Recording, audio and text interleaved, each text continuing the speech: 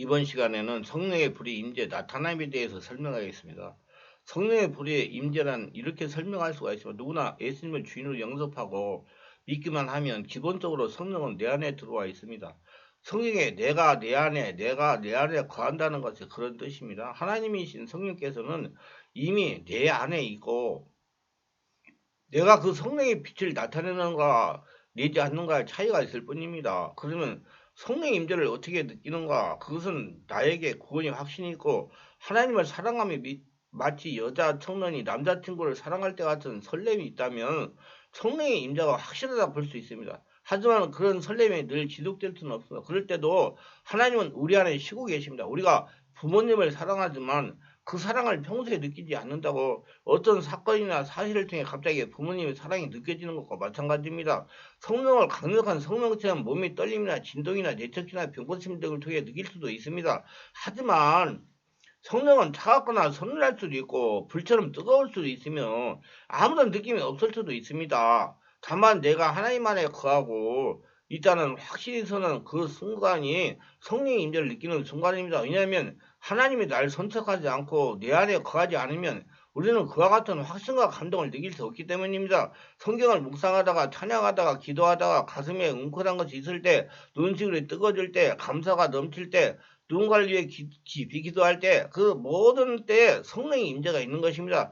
그게 성령의 임재하신 인지 아닌지 어떻게 구분하느냐? 그건 구분할 필요가 없습니다. 앞에서도 말씀했듯이 성령님이 주지 않은 영적 감동은 없기 때문입니다. 예수 믿는 사람한테 성령님이 주지 않는 영적 감동은 없다고 봐야 됩니다. 성령 임재를 놓치지 않기 위해서 여러 가지 노력이 필요합니다. 우선 찬양과 기도로 말씀 묵상을 지속해야 됩니다. 모든 것이 능력이 있지만 그 중에서 특히 말씀 묵상을 지속적으로 하는 것이 가장 파워풀입니다. 기도와 찬양은 정말 좋지만 그 근본은 말씀이기 때문이다. 더 나아가 성령 체험, 즉 성령의 세례를 받는 겁니다. 성령 세례를 받은 분은 안수기도를 받는 것입니다. 성령 세례를 받고 성령 충만하게 영적 경험, 사역을 많이 하시는 분에게 안수를 받는 거예요. 목사님이라고 해서 다 성령 세례를 받지 않았습니다.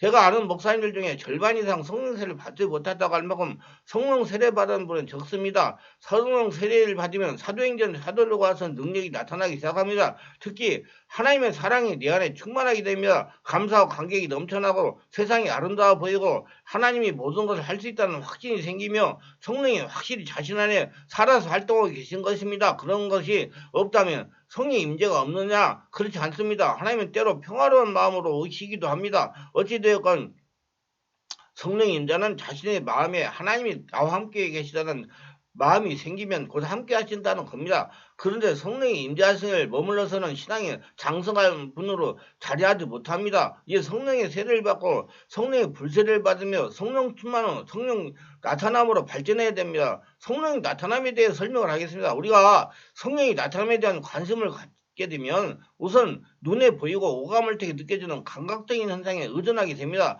우리가 잘 알듯이 성령의 주주라는 집회에 참석하다 보면 쓰러짐이나 방언이나 진동이나 춤, 더 나가서 치유와 죽기, 예언 등의 다양한 은사들이 나타나는 걸 볼 수 있습니다. 성경에서도 성령 은사들과 사도들의 전도 예언과 사역 가운데 나타난 많은 기적들이 기록되어 있으므로 나 자신도 성령의 나타남에 대해 절 거부감이 없습니다. 깊은 기도 생활과 성령의 충만한 삶을 살면 누구든지 사람의 경험과 지식과 은혜를 뛰어넘는 영의 영역에 존재하는 것을 알 수 있으며 또한 하나님의 성령을 통해서 그런 것들을 경험하게 하고 깨닫게 알게 하십니다. 저는 지금 그런 것들에 좀 더 깊은 차원으로 들어가야만 한다는 것을 말하고자 합니다.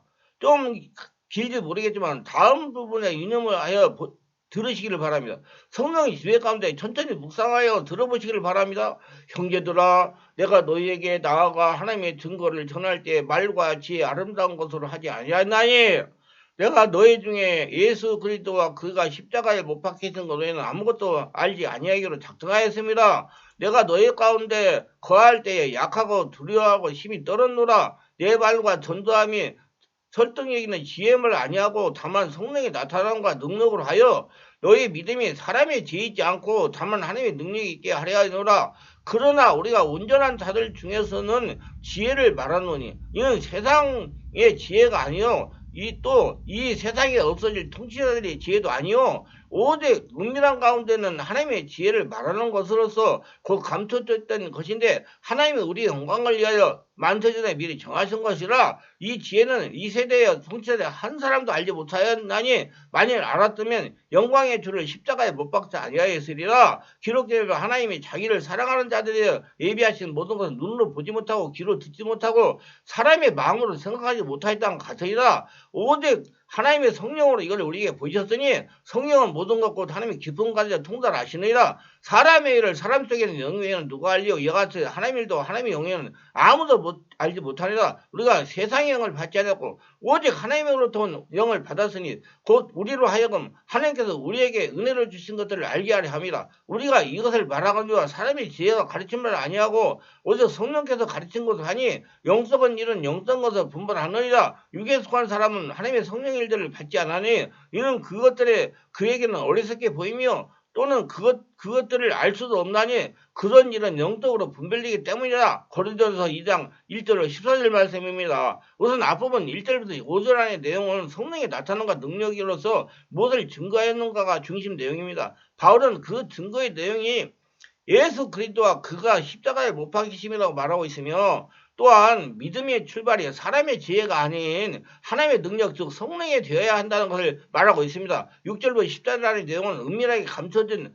하나님의 지혜에 대하여 육적인 사람은 알 수 없으나 성령을 통하여 우리 영이 알 수 있게 보이셨다는 것을 말하고 있으며 그 하나님의 지혜는 바로 예수 그리스도의 십자가 사건이며 구원의 계획을 말하는 겁니다. 날이 흐르고 구름이 많고 비가 오는 날 우리는 종종 벼락과 번개 천둥을 치는 것을 볼 수 있습니다. 이러한 것들을 소리와 빛으로 우리의 가시권 안에 들어오고 그것들이 요란한 소리와 빛에 대해 우리 반응은 그것들이 사라지면서 동시에 사라지고 맙니다. 다시 말하면 벼락, 천개, 천둥이 치면 그걸 볼 때만 반응을 할 뿐 왜 그것들이 존재하며 그것들이 세상에서 어떤 역할을 하고 있는지를 별 관심이 없다는 얘기입니다. 그런데 과학적으로 그들의 작용을 알아보면 번개로 인해서 대기 중에 상당량의 오존이 생성되었다는 것입니다. 오존층은 햇빛 가운데 유리한 빛을 차단해주는 역할을 하기 때문에 오존층 파괴가 인류에는 매우 두려운 일이며 각 나라에서 오존층 파괴를 막으려는 노력이 활발하게 이루어지고 있는 것이 현실입니다.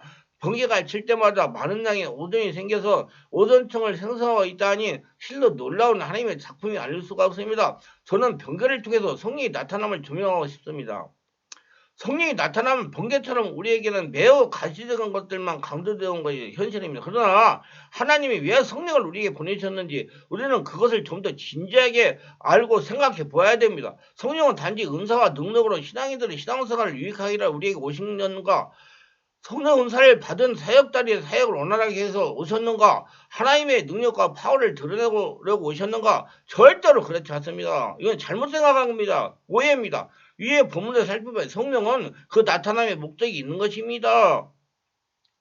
예수님을 주인으로 모시고 예수님 인격으로 변화되어 예수 그리스도와 십자가 사건과 그로 인한 구원의 역사를 증명하도록 하기 위해서 하나님께서 우리에게 성령을 보내신 이유입니다. 변화되라고. 살아계심을 증명하라고. 그럼 우리는 성령을 체험하고 성령으로 세례를 받고 성령의 불세를 받으려는 목적을 수행하는 작업이 시작되어야 되는 것입니다.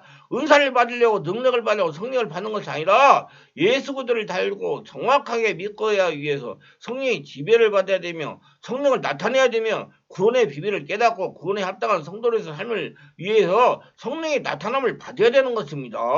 또 성령 사역을 감당하는 사역자들의 사역의 방향을 수정하는 작업이 시작되었다고 한다고 생각합니다. 성령의 나타남에 중점을 두던 그 성령의 나타남을 활용하던 사역에서 그리스도가 증거되고 십자가 그리스도의 피가 증거되어 구원의 길로 인도되어지는 사역으로 전환이 되어야 된다. 그래서 변화되는 예수인격으로 바꿔지는 하나님의 살아계심을 증명하는 사역으로 전환이 되어야 된다는 얘기예요. 하나님이 가장 깊은 것을 통달하시는 성령이 우리에게 무엇을 가르치고 싶을까요? 그것은 한 영혼도 잃어버리지 않으시기를 소원하시는 하나님의 마음이 아닐까요? 그런 의미에서 성령의 나타남을 사모하고 나타내야 된다고 생각합니다. 성령으로 세례를 받고 성령의 불을 받고 성령의 나타남으로 하나님께 쓰임받고 싶으신 분은 02-3474 영육주를 충만하기로 전화해서 알아보시고 잘 파악해보시고 분별해보시고 오셔서 성령의 세례를 받고 성령의 불을 받아가지고 성령의 나타남으로 건강하고 권능 있고 행복하게 살아가시를 주 예수 이름으로 축원합니다.